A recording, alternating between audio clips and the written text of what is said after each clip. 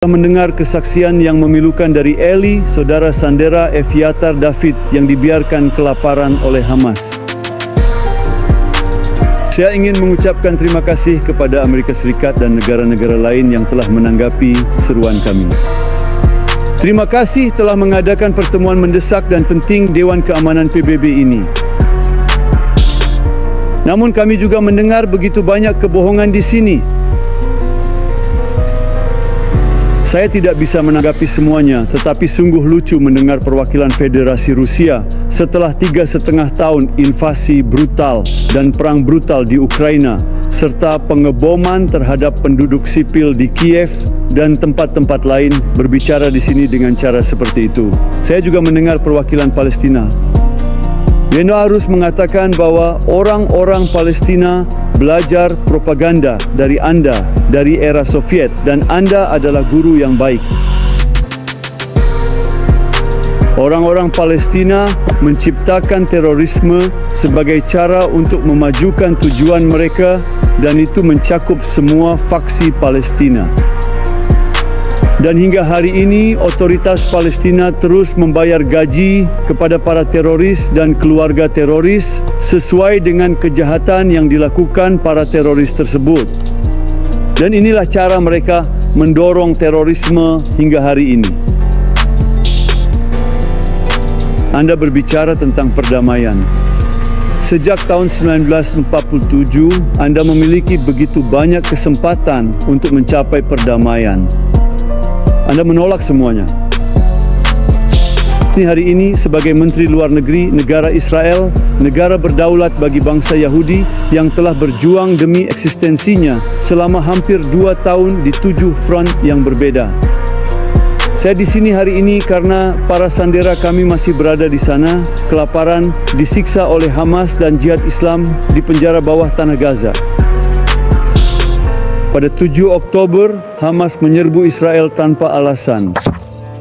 Mereka melakukan kejahatan keji seperti yang dilakukan Nazi dan ISIS. Mereka membunuh dan memperkosa perempuan, membunuh anak-anak di depan orang tua mereka, dan orang tua di depan anak-anak mereka. Mereka memenggal kepala orang, membakar seluruh keluarga hidup-hidup, membawa 251 sandera ke dalam penawanan yang kejam. 50 dari mereka masih di sana, kelaparan dan disiksa.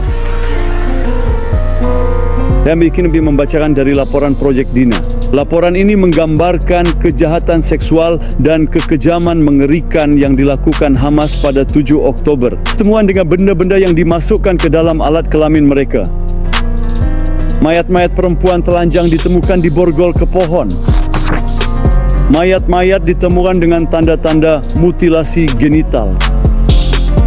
Sebagian besar perempuan yang mengalami kekerasan seksual, termasuk di antara 166 orang yang dibunuh pada hari itu. Setelah mereka diperkosa, mereka dibunuh. Mereka kini selamanya dibungkam.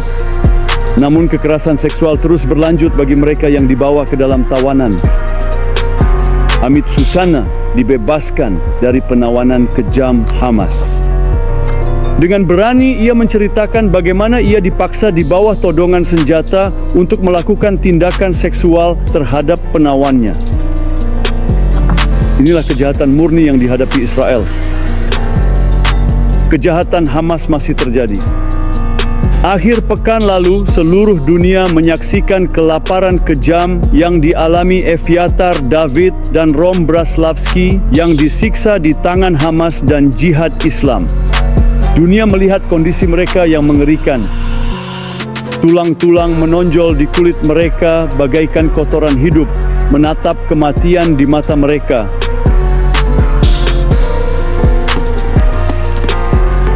Eviatar terpaksa menggali kuburnya sendiri, sebuah tindakan yang sangat memilukan. Anda baru saja mendengarnya. Anda baru saja mendengar saudaranya Eli.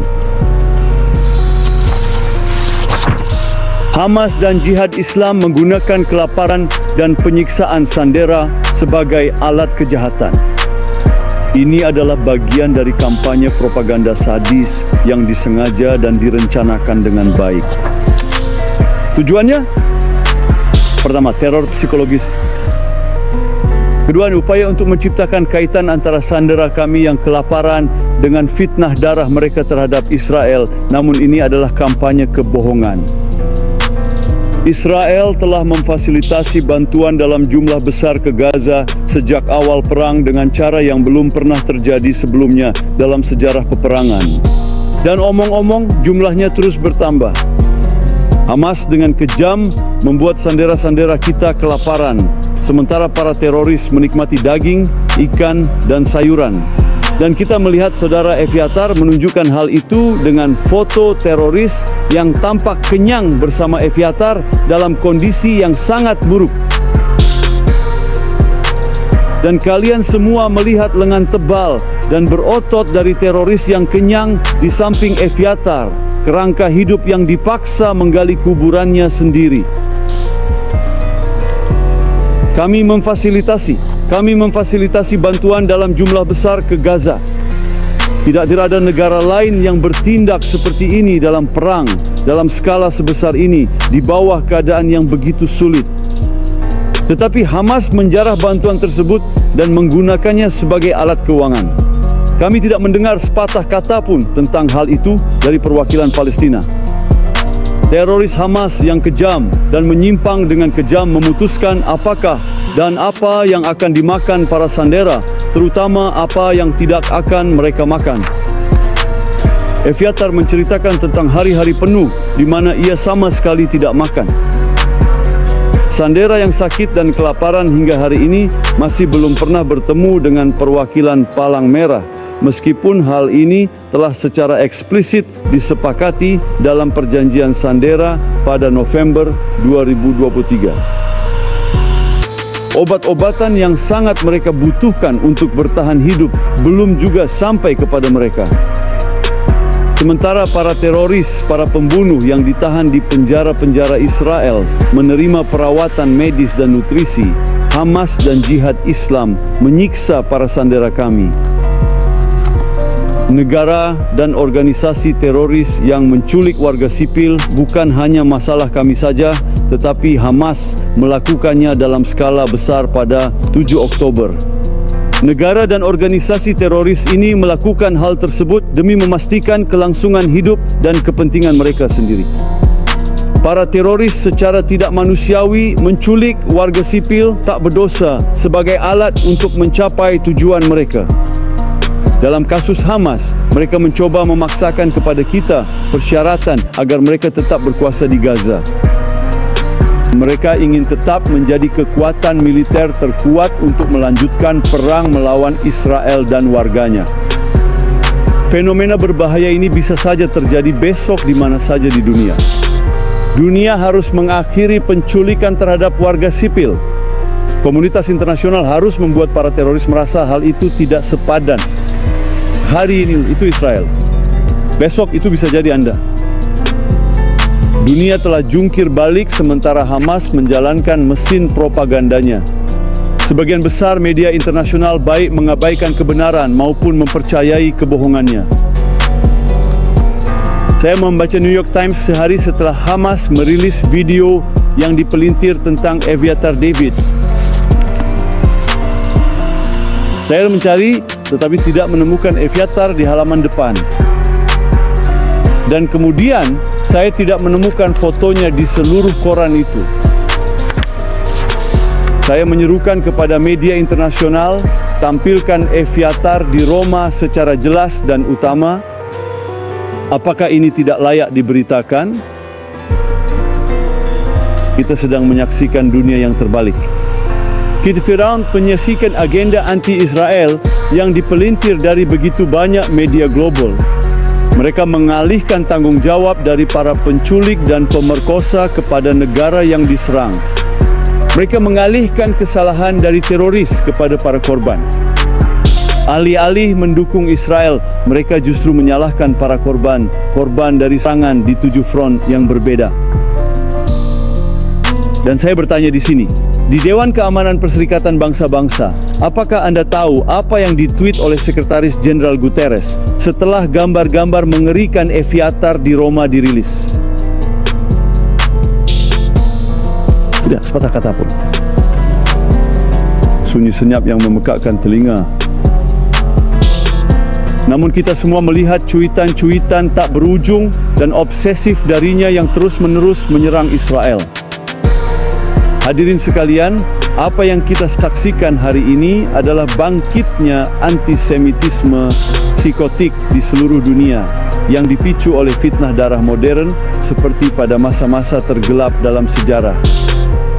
Orang Yahudi diburu di seluruh dunia hanya karena mereka Yahudi di Melbourne, di Amsterdam, di Paris. Namun ini bukan satu-satunya perang di dunia, tapi ini satu-satunya kasus orang-orang hidup di mana-mana hanya karena kebangsaan mereka. Apakah Anda tahu ada bangsa lain yang berjuang untuk hidupnya dan menderita di seluruh dunia akibat permusuhan dan kekerasan? Kita hidup di dunia yang terbalik, dunia di mana Israel didudukkan di kursi terdakwa saat ia berjuang untuk bertahan hidup. Ada sebuah nama untuk itu disebut antisemitisme. 80 tahun setelah berakhirnya Holocaust, antisemitisme kembali mengalami masa kejayaannya. Ada negara yang bertindak bahkan di gedung ini untuk menekan Israel dan bukan Hamas selama hari-hari sensitif dalam negosiasi. Mereka secara langsung berkontribusi terhadap terbunuhnya peluang untuk mencapai kesepakatan penyanderaan dan gencatan senjata. Mereka memperpanjang perang ini. Inilah yang mereka lakukan. Jadi sekarang mari kita ajukan pertanyaan yang paling sederhana. Siapa yang memulai perang pada tanggal 7 Oktober? Siapa yang bertanggung jawab atas kelanjutannya, atas penderitaan yang tiada akhir? Hanya ada satu jawaban yang jelas. Hamas. Hamas masih menolak membebaskan para sandera yang kelaparan dari penjara bawah tanahnya. Hamas masih menolak untuk meletakkan senjata. Seruan kepada Hamas untuk membebaskan sandera kita harus menjadi yang utama dan utama di panggung dunia. Ini tidak boleh berhenti sampai mereka semua pulang. Tuan Presiden, kami menyerukan pembebasan segera dan tanpa syarat para sandera kami. Kami menyerukan kepada Dewan Keamanan PBB untuk akhirnya mengutuk Hamas atas kejahatan keji yang dilakukannya, meminta pertanggungjawaban dan menuntut pembebasan segera semua sandera kami. Terima kasih. Kami mengucapkan terima kasih kepada channel Pevel 88 Sahabat Waras yang sudah mendukung kami dalam pelayanan di desa-desa, khususnya di daerah Kabupaten Poso.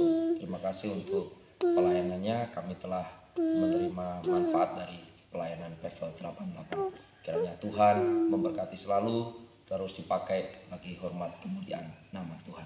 Tuhan memberkati. Shalom.